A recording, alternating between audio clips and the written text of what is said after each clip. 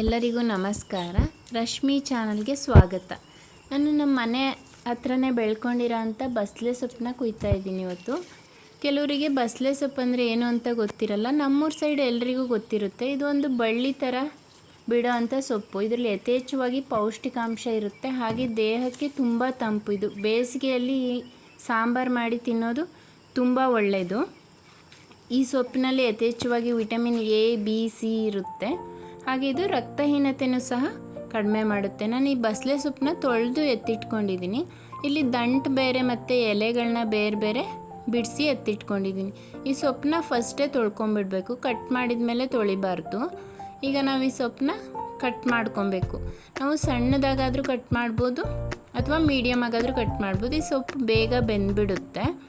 ನಾನಿಲ್ಲಿ ಸೊಪ್ಪು ಬೇರೆ ಮತ್ತು ದಂಟು ಬೇರೆ ಮಾಡಿದ್ದೀನಿ. ಸೊಪ್ಪನ್ನ ಈ ಸೈಜಲ್ಲಿ ಕಟ್ ಮಾಡಿ ಎತ್ತಿಟ್ಕೊಂಡಿದ್ದೀನಿ. ಈ ದಂಟನ್ನ ನಾವು ನಮಗೆ ಯಾವ ಸೈಜ್ ಬೇಕು ಆ ಸೈಜ್ಗೆ ಕಟ್ ಮಾಡ್ಕೋಬೇಕು. ಅದ್ರ ಮೇಲ್ಗಡೆ ಒಂದು ನಾರು ಥರ ಇರುತ್ತೆ. ಆ ನಾರನ್ನೆಲ್ಲ ತೆಗೆದು ಎತ್ತಿಟ್ಕೊಬೇಕು. ಅದನ್ನು ನಾರು ತೆಗೆದೋದ್ರೆ ತಿನ್ನೋದಕ್ಕೆ ಚೆನ್ನಾಗಿರೋದಿಲ್ಲ, ಅದು ಅಗಿಬೇಕಾಗುತ್ತೆ ನಾವು. ಅದಕ್ಕೋಸ್ಕರ ಈಗ ನಾರನ್ನ ತೆಗೆದು ಎತ್ತಿಟ್ಕೊಂಡ್ರೆ ನೋಡಿ ಈಗ ಯಾವ ಥರ ಕಾಣ್ತಾ ಇದೆ. ಈಗ ನಾನು ಒಂದು ಕುಕ್ಕರ್ಗೆ ಸ್ವಲ್ಪ ಎಣ್ಣೆನ ಹಾಕೋತಾ ಇದ್ದೀನಿ.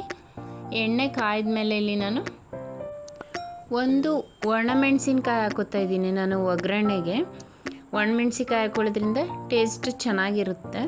ಒಂದೇ ಒಂದು ಹಾಕ್ಕೊಳ್ಳಿ ನೀವು. ಮತ್ತು ಸ್ವಲ್ಪ ಸಾಸಿವೆ. ಆ ಸಾಸಿವೆ ಸ್ವಲ್ಪ ಸಿಡಿಯೋಕ್ಕೆ ಸ್ಟಾರ್ಟ್ ಆದಮೇಲೆ ಉದ್ದುದ್ದವಾಗಿ ಕಟ್ ಮಾಡಿ ಇಟ್ಕೊಂಡಿದ್ದಂಥ ಈರುಳ್ಳಿನ ಹಾಕೋತಾ ಇದ್ದೀನಿ. ಕರಿಬೇವು, ಸ್ವಲ್ಪ ಕರಿಬೇವನ್ನ ಹಾಕ್ಕೊಂಡಿದ್ದೀನಿ.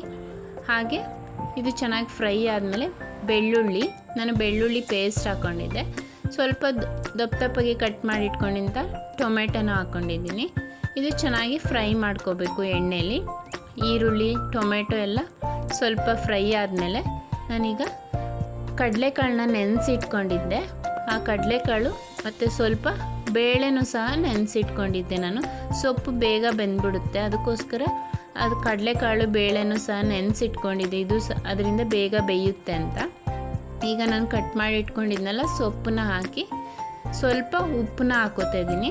ಉಪ್ಪು ಹಾಕಿ ಸೊಪ್ಪನ್ನ ಬೇಯಿಸ್ಕೊಬೇಕು, ಆವಾಗ ಟೇಸ್ಟ್ ಚೆನ್ನಾಗಿ ಬರುತ್ತೆ. ಸೊಪ್ಪಿಗೆ ಉಪ್ಪೆಲ್ಲ ಹಿಡ್ಕೊಳ್ಳುತ್ತೆ ನೋಡಿ. ಈಗ ಅದನ್ನೆಲ್ಲ ಚೆನ್ನಾಗಿ ಮಿಕ್ಸ್ ಮಾಡಿಬಿಟ್ಟು ಒಂದು ಲೋಟ ನೀರನ್ನ ಹಾಕೋತಾ ಇದ್ದೀನಿ ನಾನು. ನೀವು ಎಷ್ಟು ಜನಕ್ಕೆ ಮಾಡ್ತಾಯಿದ್ದೀರಾ ಅದ್ರ ಮೇಲೆ ನೀರನ್ನ ಹಾಕ್ಕೊಳ್ಳಿ. ಸೊಪ್ಪು ಬೇಯೋದಕ್ಕೆ ನನಗಿಲ್ಲಿ ಒಂದು ಲೋಟ ನೀರು ಸಾಕು. ಅಷ್ಟರೊಳಗೆ ನಾನಿಲ್ಲಿ ಮಸಾಲೆನೇ ರೆಡಿ ಮಾಡ್ಕೋತಾ ಇದ್ದೀನಿ. ನಾನಿಲ್ಲಿ ಸಣ್ಣ ಸಣ್ಣದಾಗಿ ಕಟ್ ಮಾಡಿಟ್ಟಿದ್ದಂಥ ತೆಂಗಿನಕಾಯಿ, ಹಾಗೆ 1 ಸ್ಪೂನು ಅಚ್ಕಾರದ ಪುಡಿ, ಸ್ವಲ್ಪ ಅರಿಶಿಣ ಪೌಡ್ರು, ಮತ್ತು ಈಗ 1 ಸ್ಪೂನು ಧನಿಯಾ ಪೌಡ್ರನ್ನ ಹಾಕೋತಾ ಇದ್ದೀನಿ.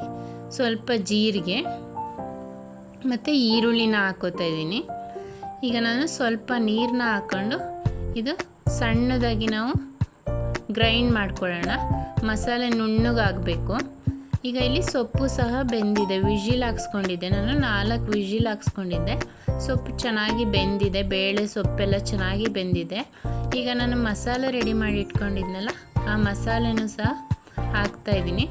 ನೋಡಿ ನೀರನ್ನ ಹಾಕ್ಕೋಬೇಕು. ಇಲ್ಲಿ ತುಂಬ ತೆಳುವು ಮಾಡ್ಕೋಬಾರ್ದು, ಹಾಗೆ ತುಂಬ ಗಟ್ಟಿನೂ ಇರಬಾರ್ದು.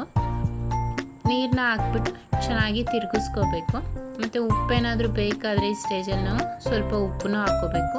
ಇದು ಚೆನ್ನಾಗಿ ಕುದಿಯೋಕ್ಕೆ ಸ್ಟಾರ್ಟ್ ಆಗುತ್ತೆ. ಇದು ಕುದಿಯುವಾಗ ನಾವು 1 ಸ್ಪೂನು ತುಪ್ಪನ ಹಾಕೋತಾ ಇದ್ದೀನಿ. ತುಪ್ಪ ಹಾಕೋದ್ರಿಂದ ಇನ್ನೊಂಥರ ಟೇಸ್ಟ್ ಚೆನ್ನಾಗಿರುತ್ತೆ.